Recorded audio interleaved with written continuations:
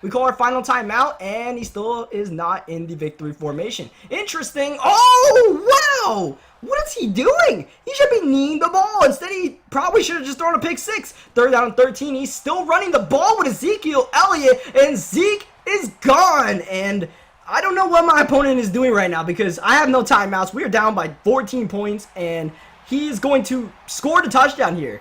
He doesn't even get down the 1 yard line. So a randomly classless act by the Dallas Cowboys to end the game. I told my guy after the game, I was like, bro, just need a ball, show some class. Welcome back, sports gamers, to our New York Giants online franchise. That was my main man, Cookie Boy himself there in the opening click versus the Cowboys. And he is manned by the guy who runs the NFL RT Twitter account, basically a knockoff NFL memes account there. And you can see, like you said, a classless act running the score up versus Cookie Boy late in the game. 30 seconds left, could have just took knees, was passing the ball, running the ball, and broke a long run with Ezekiel Elliott and scored. So he wasn't happy about that. And to me, the worst part about all of it is that actually after that, he put the Cookie Boy put the video up. He went into his comment section and made some more trash talk after having no class in the game. This is a sim league, having no class in the game. Instead of kneeling out, went to the comment section of Cookie Boy's video and talked trash to him right there. And pretty much how I feel, Josh Williams in the comments saying, laugh out loud, laugh my ass off, you a bitch.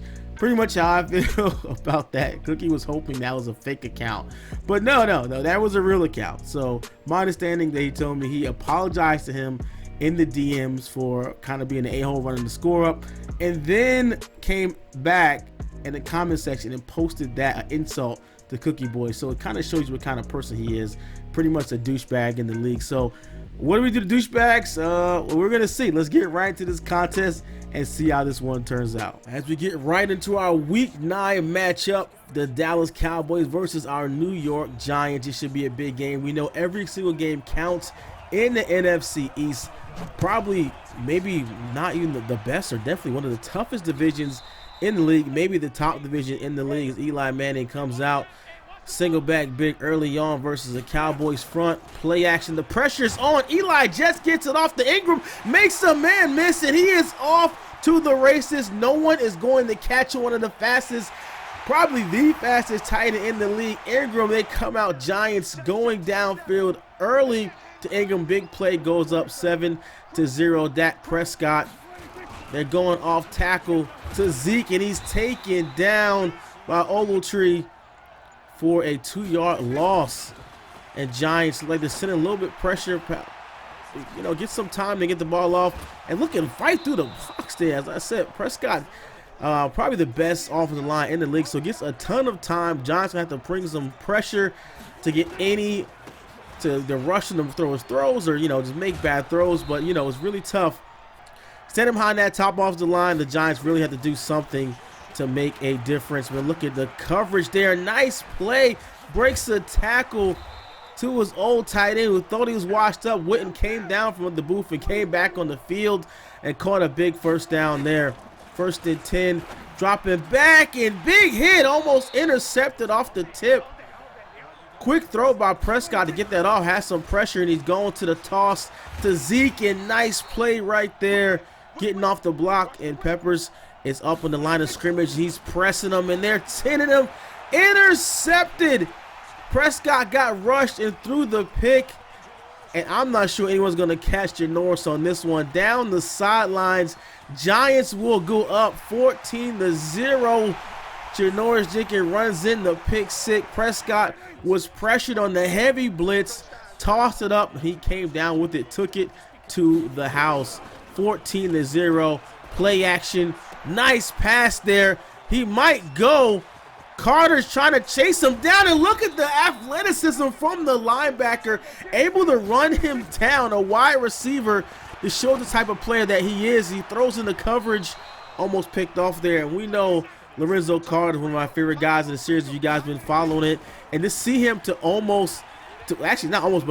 run down a receiver. You got a fumble by Prescott, and they just get it off. Really bizarre play. It was an RPO. It looked like he didn't want to throw it, or had second And then you can't hold the ball in RPO, just like you can't hold the ball versus Carter in that giant front seven. Carter comes off the edge and takes Prescott down. They line up for the field goal, and looks like it is on target. 14-3. Giants up to an early start, and nice catch by Ingram. Leighton Vander just totally smashed him there on that one, but he held on to it. Cowboys linebacker, something the Giants are worried about him. Saquon's not worried on this play, and oh, hold your jock strap. Goes in for the touchdown. Saquon Barkley with the big run off tackle. The Cowboys going to have to do a better job stopping the run. It's like it is not working. Whatever game plan they're coming with, though, and trying to throw outside. And look at Janoris Jenkins is all over the field on this one. Just a toss-up. Looked like a screen pass that was just broken up. Cowboys offense, they have one of the better passing offenses in the league, but they struggle with turnovers as he almost turns it over right there on a bad read. You know, they like to air it out. They will throw into coverage and just try to kind of beat you with their, you know, having a better team, a better player, but they don't really have the offensive weapons in the passing game to really do that, so they kind of struggle turning the ball over. And look at Tate, makes a man miss, another man miss. Look at Saquon. Look, I thought he was throwing a block, but really just ran a distraction as Tate bobs and weaves through Dallas's defense. They are pissed, rightly so, upset, as Tate, they had Tate for a short gain, and he just really just made that defense look really bad on that play. I know the Cowboys, the Cowboys defensive coach has to be pissed off having so many guys in the area and none of them able to bring down Tate.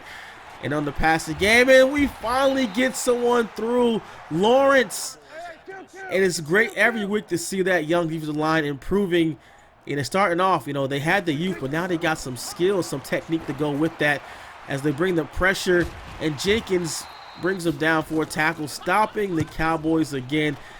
And like I said, the Cowboys started off early. You know, in week one, we had that big game versus them and pretty much dominated that contest. But, you know, they've been getting better. They've won a couple of wins back-to-back. And look at Eli. Oh, big hit. Thought we had that nice completion, great throw by Eli, but cannot hold on to the pass. So Dallas has been, you know, they've struggled early, but they've been coming back playing good football. But this game, they're down 28-3. It's not looking very good. Evan Ingram makes a man miss again. Ingram, the Giants' #1 target of Eli Manning. You know, they have the running game, and Ingram is always there to kind of be a safety blanket. And look at Saquon Barkley again. Are you kidding me? He is just running wild through the Dallas front seven. 4 rushes for 112 yards. Barkley again with the cutback. He goes in for another touchdown. Those guys are so frustrating. They're just diving on the ground out there. I'm not sure if they're pulling hamstrings or it's just something they do in frustration, just falling on the ground like that. And Zeke said, if you can do it, I can do it too, Saquon. Don't forget that I was the first top back in the NFC East. But they're struggling there. They're trying to get him the ball. Nice play. You see that arm bar, and he was really almost unstoppable early on when the game came out. That arm bar was so OP, but now it's a little bit more balanced. So that's something that, you know, has to made it a little bit tougher to play with Zeke, and that should have been an interception right there. Giants look like they're bringing more pressure. That's been effective versus Dak, and he cannot get the pass off. Sacked again. The Cowboys offense, you know, known for having a great offensive line, but they are not picking up the blitz. Cowboys are just, you know, they're sending Giants sending one more than they can handle, and the Cowboys not making an adjustment to that. You know, you got to leave some guys in, got to block a tight end, got to block a running back. They're just relying on the offensive line, and just it's not getting the job done. Has all time in the world. Eli takes a huge sack right before the half. Bad play right there. Really, they could have played more conservatively like they're doing this play. Throw a check down or a screen, trying to get back into field goal range, and they might, but it's a tough one. With a 13-mile-per-hour wind in the stadium, gonna be a tough kick.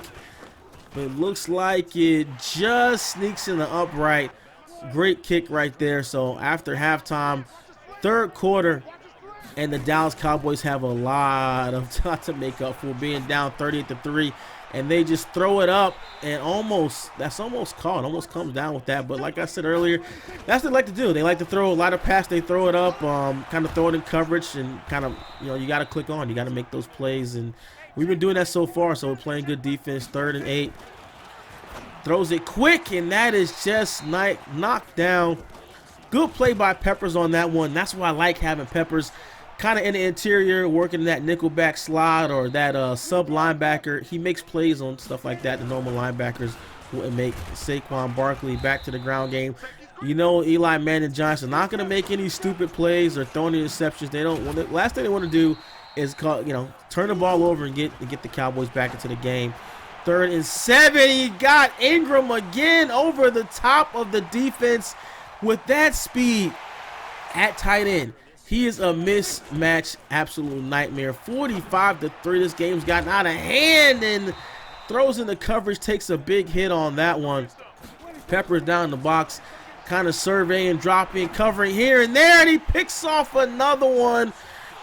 Breaks the tackle, and that's, like I said, he is so great at nickelback, and I love mixing him around, even having him at some corner, just all over the place with Peppers. He's just so tough. He's good against the run, good against the pass, athletic. He's just everything you kind of want. We got a JF3 sighting in the game on 3rd and 12. Takes off. Nice blocks there. Gets the first down and more, all the way down to the 12-yard line. John Franklin III comes through again for the Giants. Nice play, and they just trying to run the clock out now. And don't want to run it up too much. So go ahead and just kick the extra point there. Go up 48-3. This game is over in the 3rd quarter. Zeke is hot. He's like, Coach, give me the ball. Give me the ball. It is picked off again. Intercepted. The safeties are having a ball today. Jones picks that one off. Newly acquired him from Miami. Good look, Cookie Boy. Appreciate that. He's made some plays. I like having him and Peppers. Having him back there in the secondary allows Peppers to kind of, play those linebackers and those nickelback roles more, because I got a good safety back there. I feel like I don't have to keep Peppers back there at free safety or strong safety. So, it's, really great addition on that one. I like that I bring him in. The fullback goes in for a touchdown. This is looking ugly.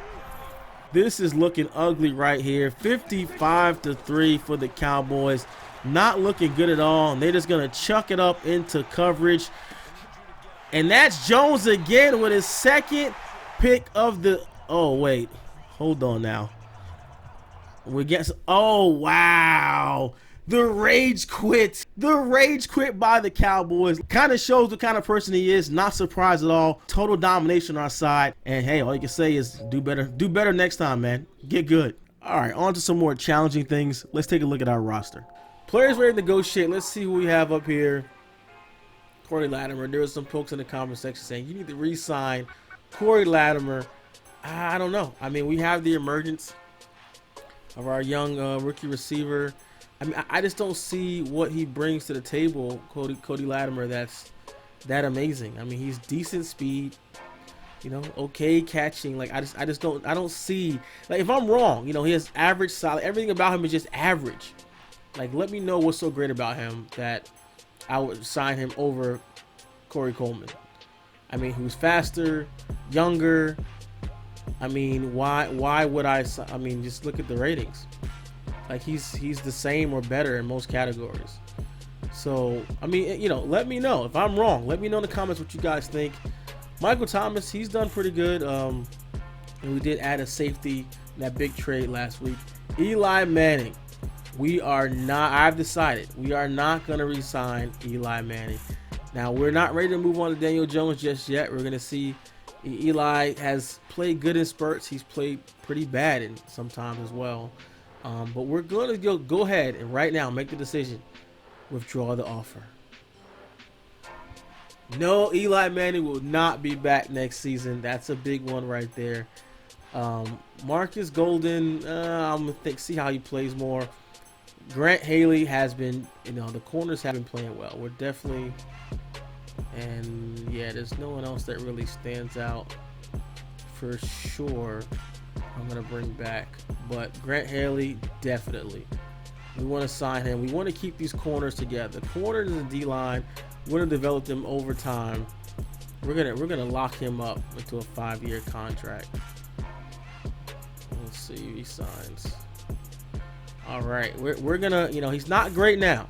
we're gonna keep working. We're gonna keep developing these corners, and it might be next year, might be season 3, where we finally see some that payoff. We're not gonna go out. Who knows what we're doing the free agency? But right now, I'm happy with developing our young corners, our young secondary, and the D line. So that is it for re-sign. And let's see, we have some upgrades here, which is my favorite part of CFM. Somebody who's an old RPG fan, I just love doing the upgrades. So we have Slayton, because we got his dev up last week. Let's do BJ Hill real quick. Like I said, love getting the D line up. Let's see if we want to do let's see, block shedding or his power move. Well, he's a run stopper, but his block shedding is already pretty good. 81 block shed. We want to get his power move up, and we can still do that and keep him in the scheme fit. So that's what we're gonna do. Let's go with power rusher. Let's get a +3 in there. That'd be great. Oh, got the +3 power move. Let's go. Up to a 76 power move. And I feel like once you start getting up in the 80s, that's when you start seeing on the field, you notice a difference. So we're gonna keep working on that. Is great. I'm so happy we got a +3 on the power move there. His block shit is alright, pretty good. We're pretty good versus the run, but versus the pass, we're suffering because we don't have that good pass rush. We have to send blitzes, which of course leaves our young cornerbacks on the island, and they have gotten abused at times. So we get that pass. As soon as we get that pass rush going, the better it will be. So let's go to Slayton, who had a monster game last week versus the Lions. And let's check his ratings. He's got great speed, of course. Got to work on his catching. Route running is a little suspect.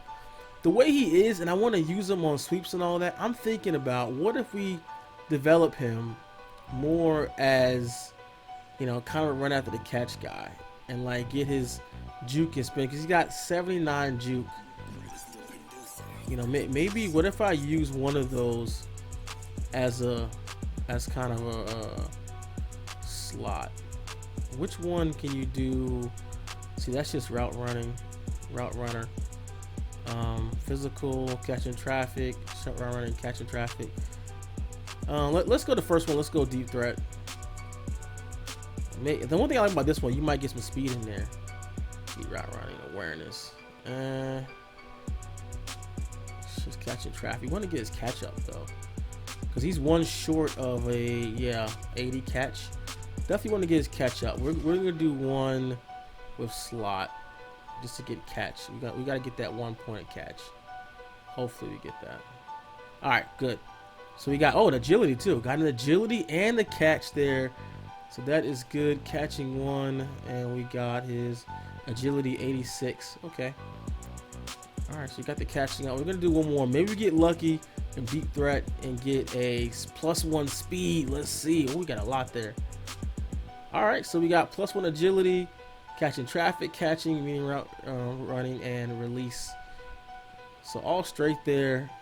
Hey, it looks good. Definitely big improvement, up to a 70. He is the number 3 receiver right now, and definitely gonna, with Eli, it's always tough to open up the passing game because you never know what you're gonna get. All right, that is it for this week's episode. Hope you guys enjoyed it. Have an exciting one next week versus the New York Jets. Be sure to like, subscribe, turn notifications on so you don't miss the latest in the New York Giants online franchise rebuild. This is The Natural. I'm out. That's Shay. I gotta take him off of here. Sucker think he good. Sucker think he can whoop me. Hey boy, nigga whole style is chump. Your mind